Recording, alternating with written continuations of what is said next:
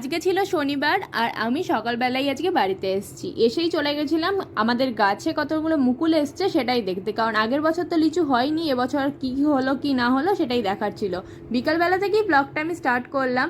বিকালবেলা বেরিয়েছিলাম আমার একটা পার্সোনাল কাজে, এখানে গেছিলাম তার অপোজিটেই ছিল স্টাইল বাজার। সো আমি আর মা মিলে ঢুকে গেলাম স্টাইল বাজারে। এখানে আমি মাকে এটাই বলছিলাম যে এই যে বটলটার দাম এখানে যা আছে আমি হাতিবাগান থেকে তোমাকে হাফ দামে এনে দেবো, তাই এখান থেকে চলো। দুটো টপও বেশ ভালোই চোখে পড়েছিল, পছন্দও হয়েছিল, কিন্তু ট্রায়াল না মেনে তো নেবো না, তাই জন্য ট্রায়াল রুমের দিকে গিয়ে দেখি দমদমে মেট্রো স্টেশনে যেরকম লাইন পড়ে ঠিক সেরকম লাইন পড়েছে, তাই ওইসব ছেড়ে দিয়ে আমি চললাম মাকে নিয়ে ফুচকা খেতে। ফুচকা খেয়ে নিলাম একটা ড্রিঙ্ক। আমি আর মা দুজনেই এক্সস্টেড হয়ে গেছিলাম পুরো গরমে, এখনই এত গরম, পরে যে কি হবে কি জানি, তাই জন্য তাড়াতাড়ি করে ড্রিঙ্কটা খেলাম আর নিজেদের শরীর ঠান্ডা করে আসলাম বাড়িতে। মা আজকে করেছিল এঁচোড়ের কোপ্তা কারি, খেতে জাস্ট দারুণ হয়েছিল। এভাবেই দিনটা কাটলো।